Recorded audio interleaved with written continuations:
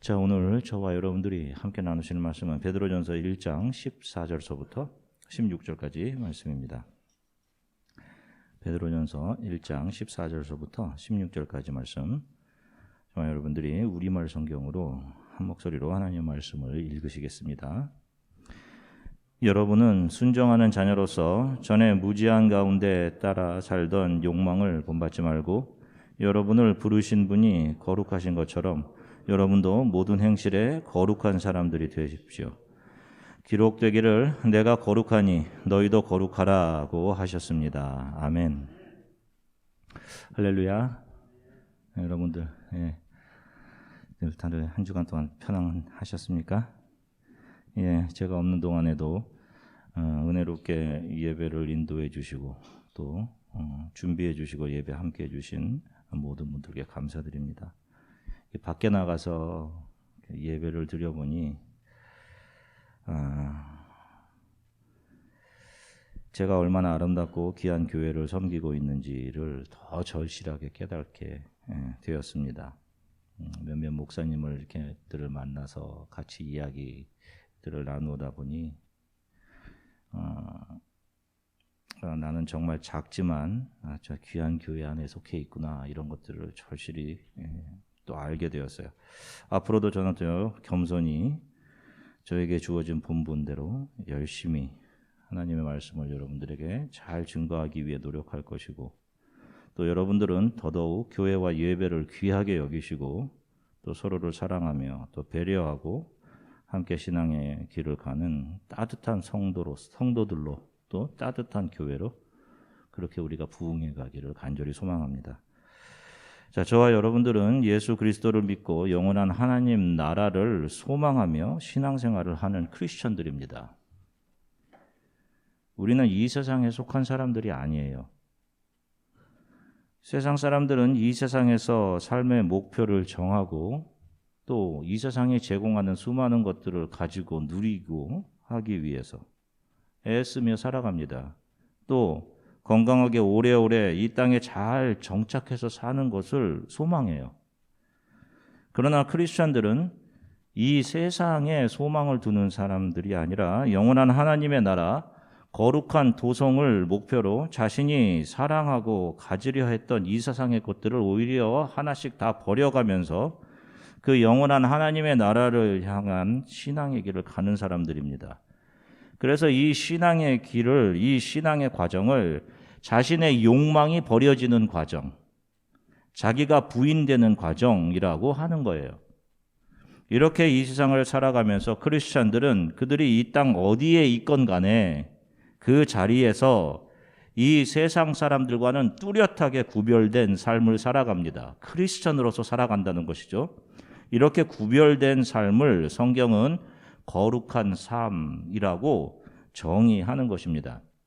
그러면 거룩한 삶이라는 것은 어떻게 크리스찬들에게 나올 수 있는 것일까요? 크리스찬들의 열심이나 노력이나 각오나 다짐이나 이런 것으로 거룩한 삶이 나올 수 있게 되는 것일까요? 제가 이번에 한국에 방문해서 주일마다 여러 교회에서 선포되는 설교들을 들었습니다. 근데 많은 설교의 내용들이 인간의 가능성을 부추겨주는 그런 가르침들이었어요. 우리 이렇게 하자, 이런 것들은 하지 말자. 심지어 어떤 설교들은 우리 곁에 좀 좋은 사람들을 곁에 많이 두고 살아가자.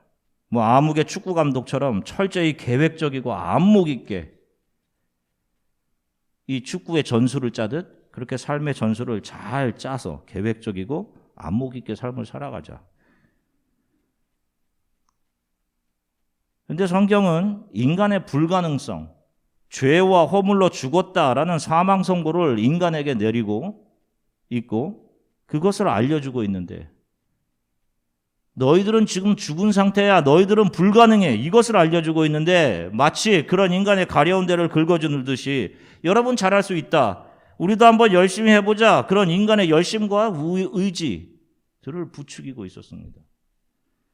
그렇게 용기를 북돋아주면 우리가 잘 할 수 있을까요? 인간의 의지는 결국 자신의 욕망을 따라가게 되어 있다고.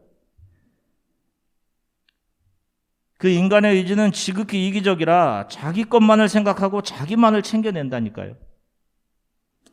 구약에는 하나님의 백성들이 세상에 속한 민족들과 뚜렷하게 구별되는 것이 있었습니다. 그것이 바로 율법과 제사였어요. 그런데 이 율법과 제사를 주신 것은 너희가 열심과 정성으로 드려라. 그러면 내가 그 정성과 열심을 받아줄게. 라고 하는 인간의 열심과 정성, 노력을 부추기기 위해 주어진 것이 아니라 내게는 하나님의 말씀들을 지킬 능력이 하나도 없구나. 아무리 제사를 드려도 수십 번, 수만 번을 드려도 나에게서는 죄에서 자유롭게 될 능력이 없구나 하는 사실을 깨닫게 해주시려고 율법과 제사를 주셨다고 성경이 분명하게 말씀합니다.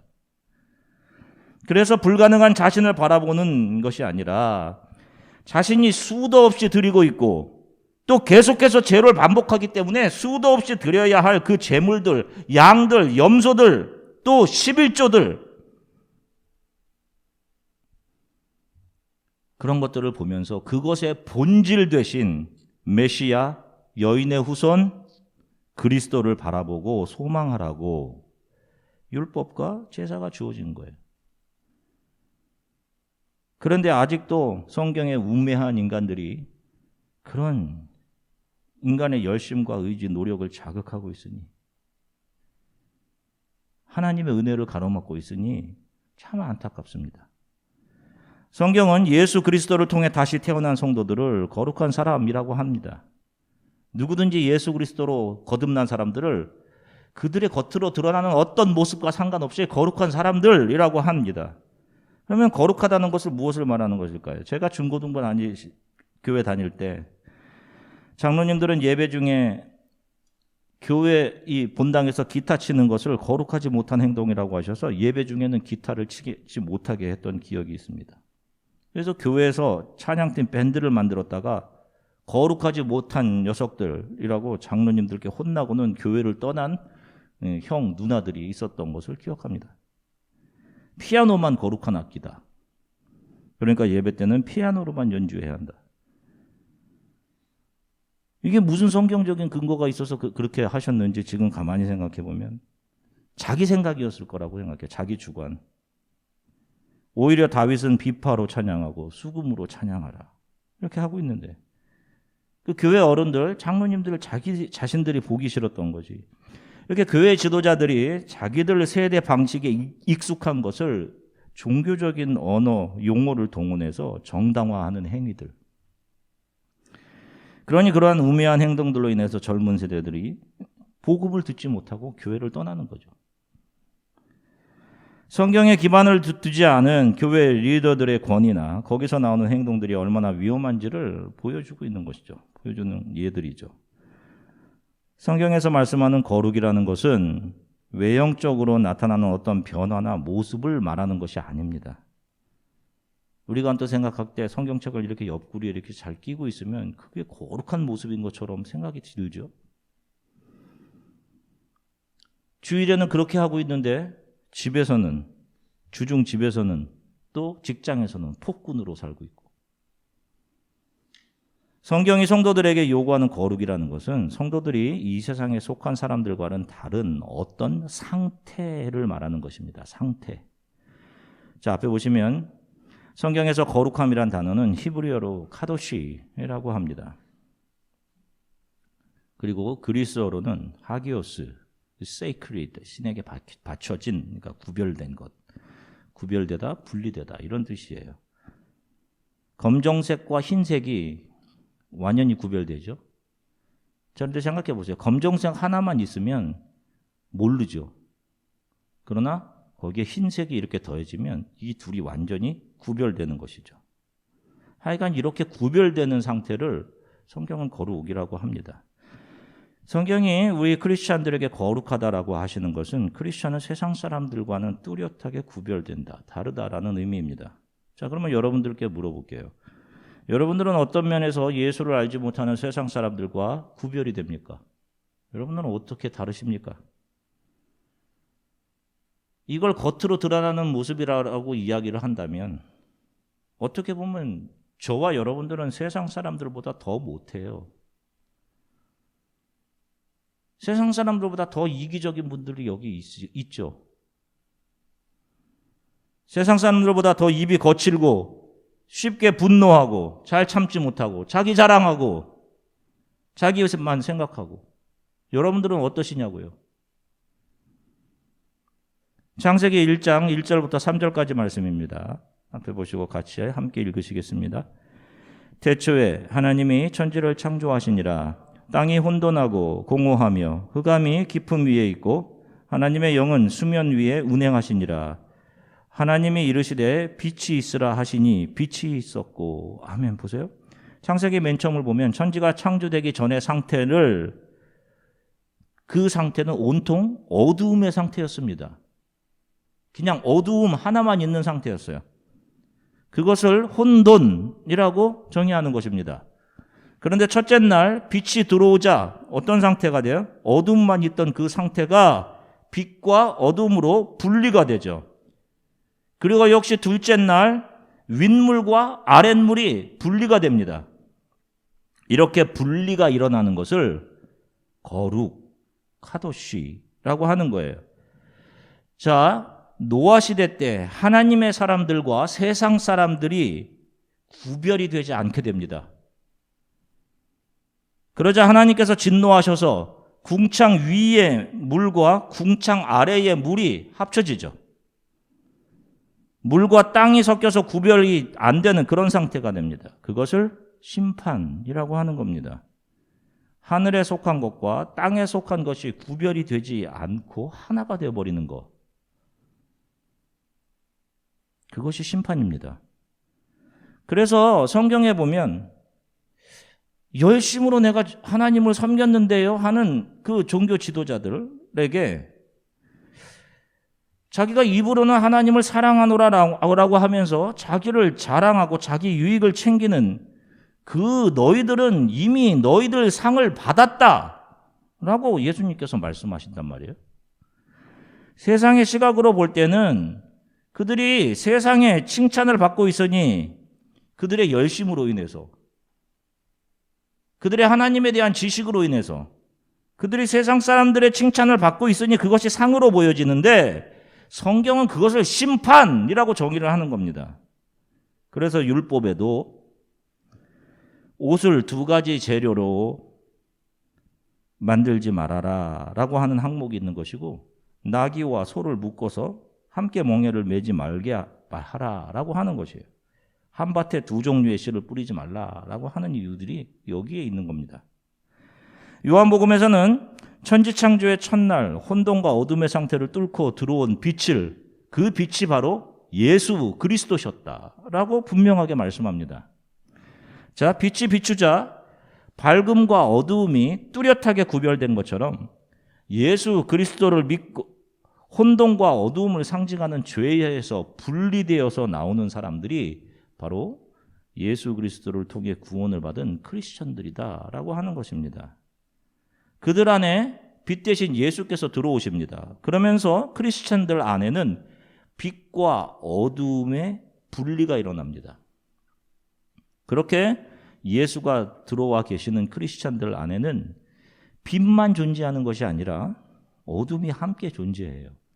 그런데 이전과 다른 점은 이전에는 어두움이 있어서 어두움만 존재하고 있었는데 예수께서 내 안에 오신 이후에는 내 안에 어둠과 빛의 분리가 일어나게 되는 것입니다. 그래서 성도 크리스천들은 자신 안에 있는 어두움, 즉 죄에 대해서 철저하게 자각하게 되고 내가 죄인이구나. 자신이 얼마나 이기적이고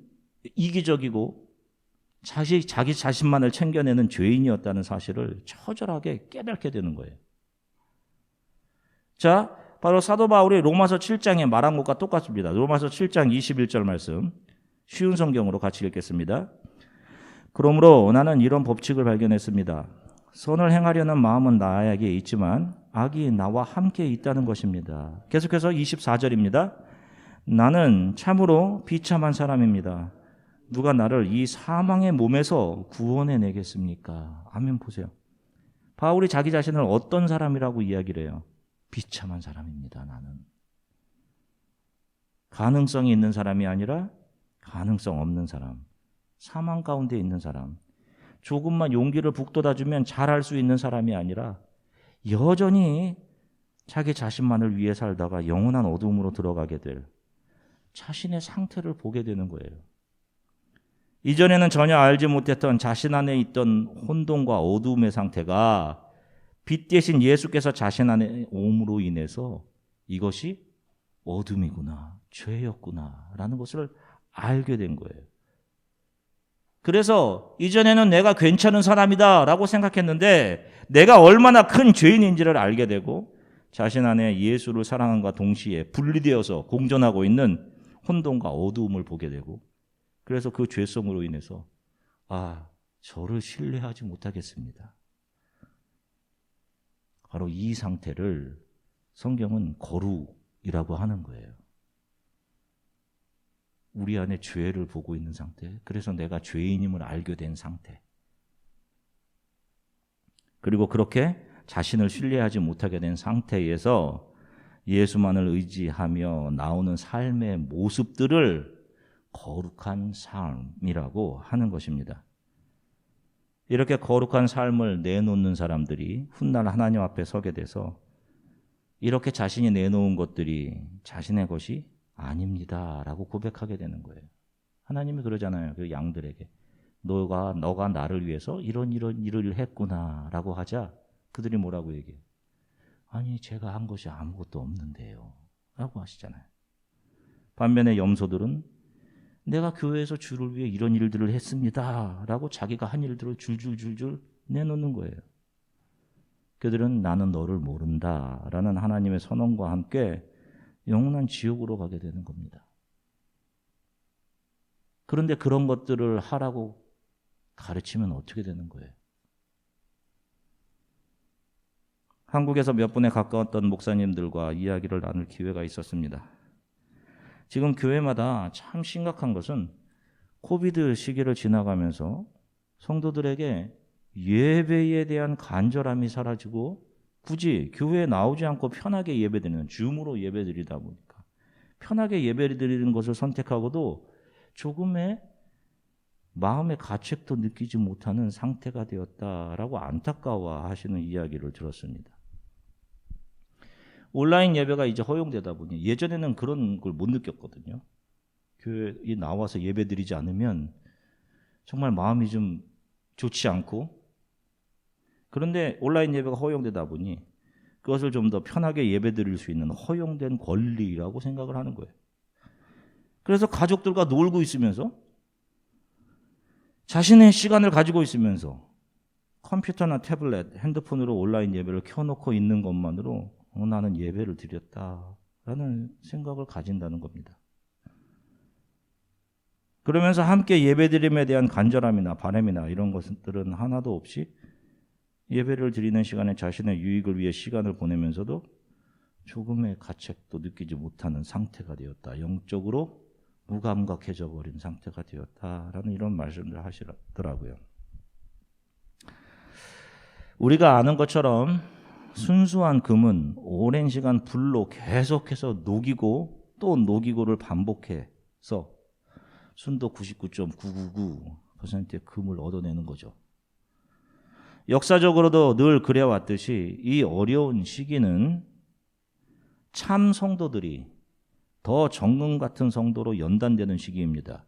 다시 말하면 하나님께서 우리에게 허락하셨던 이 어려움들의 시기는 교회로서는 불순물들과 정금이 구별되는 시기입니다. 이스라엘 백성들도 이러한 어려운 시기들을 겪죠. 바벨론의 포로로 끌려갔을 때 어떤 사람들은 하나님을 원망하고 그 나라에 동화되었습니다. 그 나라 큰 문화들에 다 동화되고 그러나 어떤 사람들은 바벨론 강가에 모여서 예루살렘 쪽을 바라보면서 눈물을 흘리면서 그곳에서 우리가 예전에 예배를 드렸었습니다. 하나님 다시 그런 시간들을 우리에게 허락해 주십시오 하면서 노래하지 않습니까? 그것이 바로 시편 137편이에요. 바벨론 강가에 앉아서 우리는 울었습니다. 우리가 시온 하나님의 집을 기억하면서 울었습니다. 참 성도들은 이 시기, 어려운 시기들을 지나가면서 함께 모여 예배드릴 수 없는 그 시기에 그것을 정당화하고 좀 더 편안한 것들을 따라가는 것이 아니라 함께 예배드릴 날을 사모하고 하나님의 자녀로 세상과 한 몸이 되어 거룩함을 잃어버렸던 시기를 회개하며 하나님께서 긍휼히 여기셔서 함께 모여 예배할 날을 허락하셨을 때 이렇게 함께 모여 예배드림이 얼마나 귀한 것인지를 깨닫고 이전보다 더 예배드림을, 교회를 자신의 삶의 최우선 순위에 두고 살아가는 거예요. 이들이 하나님께서 나에게 주신 그 은혜에 내가 드릴 것이 아무것도 없으니 제 몸을 드립니다 라고 하는 것이고, 이런 이들에게서 나오는 것이 참 헌신이고 참된 오퍼링이며 섬김이며 봉사인 거예요.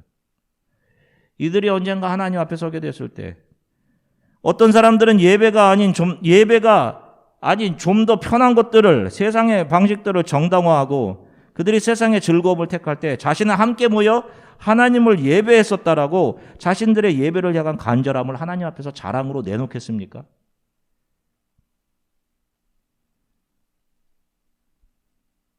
이들이 하나님 앞에서 제가 한 게 아무것도 없습니다. 그냥 그 은혜에 의해서 제가 하나님께 반응한 것일 뿐이에요. 모든 것이 은혜였습니다 라고 하는 거예요, 그들은. 반면에 자신 안에 예수가 없는 사람들은 여전히 그들 안에 어두움만 존재하고 있기 때문에 자신이 죄인임을 알지 못해요. 자신이 괜찮은 사람이라고 생각합니다. 그래서 자신의 겉으로 드러난 어떤 존재의 우월함들, 괜찮은 성과들을 자랑하고 자신을 의지하고 그런 자신을 괜찮은 존재로 생각하는 거예요. 이런 이들 중에 교회 다니는 사람들도 많다니까요. 교회에서 직분 가지고 있는 사람들도 많아요. 이런 이들 중에.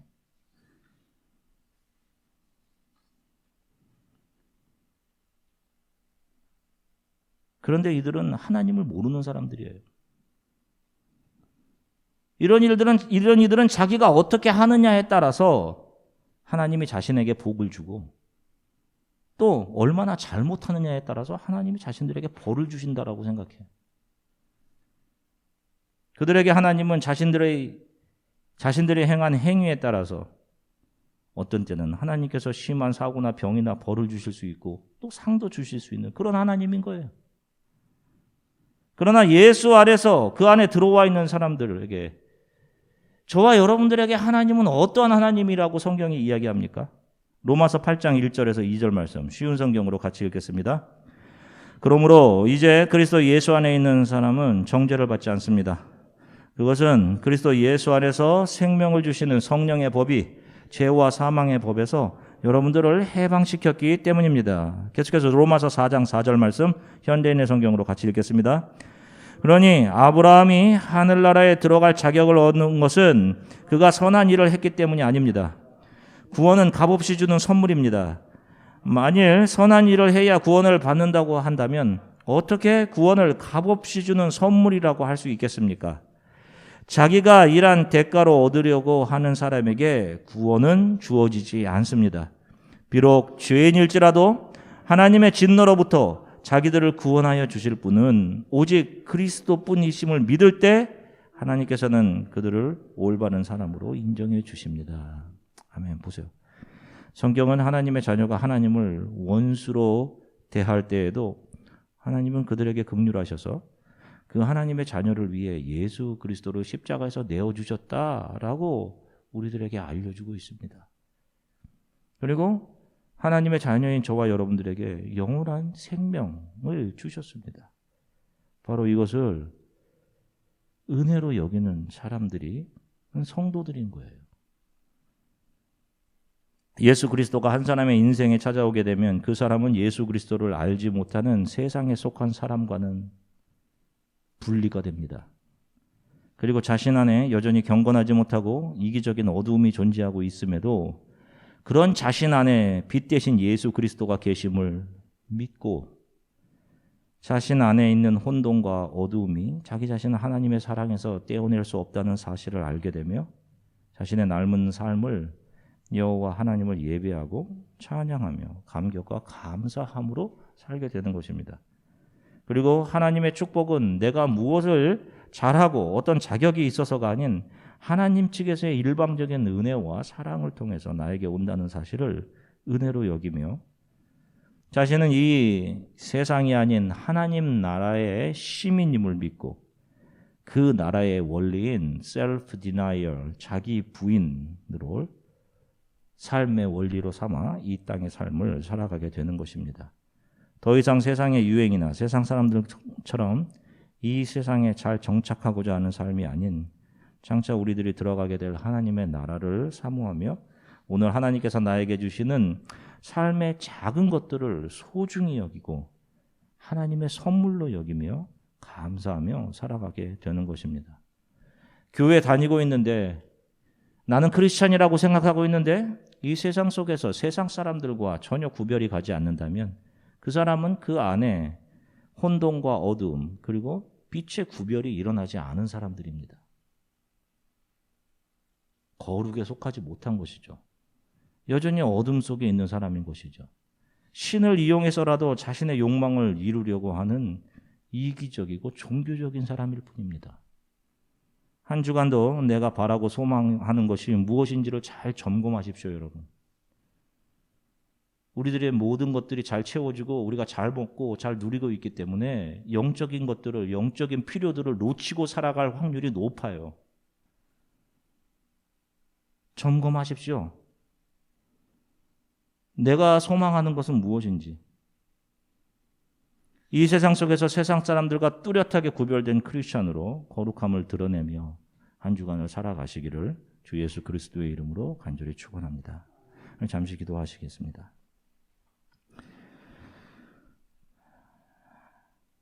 주님, 제 안에 오셔서 빛으로 제 안에 오셔서 제 안에 이런 어둠이 있었구나라는 것을 보게 하셔서 감사합니다. 매일 드러내어 보여주시는 내 안의 죄성으로 인해 내 안에 있는 이 어두움, 죄성으로 인해서 나는 하나님의 은혜가 없었으면 나만을 생각하고 나만 알고 나만을 챙기다가 영원한 사망으로 가게 될 죄인임을 알게 하셔서 감사합니다. 하나님, 살아온 모든 것이 하나님의 은혜입니다. 앞으로 걸어갈 길도 은혜를 붙잡고 세상 속에서 하나님의 자녀로 거룩함을 드러내며 살아가게 해 주십시오. 함께 모여 이렇게 예배드릴 수 있는 시간을 허락해 주심도 감사드립니다. 이것이 하나님의 은혜임을 깨닫고 더 하나님 예배함을 또 교회 섬김을 성도들을 또 사랑하고 함께 교제함을 삶의 가장 중요한 우선순위에 놓고 하나님 살아가도록 하나님 도와주십시오. 우리 이렇게 잠시 함께 기도하고 성찬의 떡과 잔을 받도록 하겠습니다. 잠시 기도하겠습니다. 하나님 참 감사합니다. 주님, 세상 속에서 거룩하라 라고 우리에게 말씀하셨습니다. 하나님께서 우리에게 거룩하라 라고 하신 것은 우리들의 외적으로 드러나는 어떤 큰 변화를 나에게 보여달라라고 하시는 것이 아닌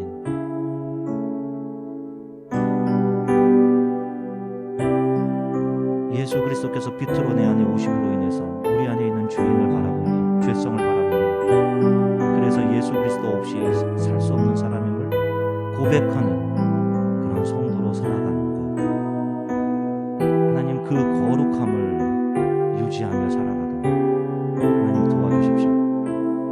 내 힘으로 살아가는 것이 아니라 예수 그리스도만을 붙잡고 살아가게 해주십시오. 나는 의지할 수 없으니 주 예수만을 의지하고 하루하루를 살아낼 수 있도록 도와주십시오. 하나님, 육체적인 모든 필요가 채워지고 삶에 별 문제가 없어 하나님 영적인 것들을 돌아보지 못하는 하나님 그런 상태로 살아가지 않도록 도와주십시오. 어떠한 상황이 있든지 더 영적으로 긴장하고 내가 정말로 바라는 것이 무엇인지 우리의 신앙 상태를 하나님의 말씀 앞에서 점검하고 하나님 그렇게 나를 부인하며 하나님이 신앙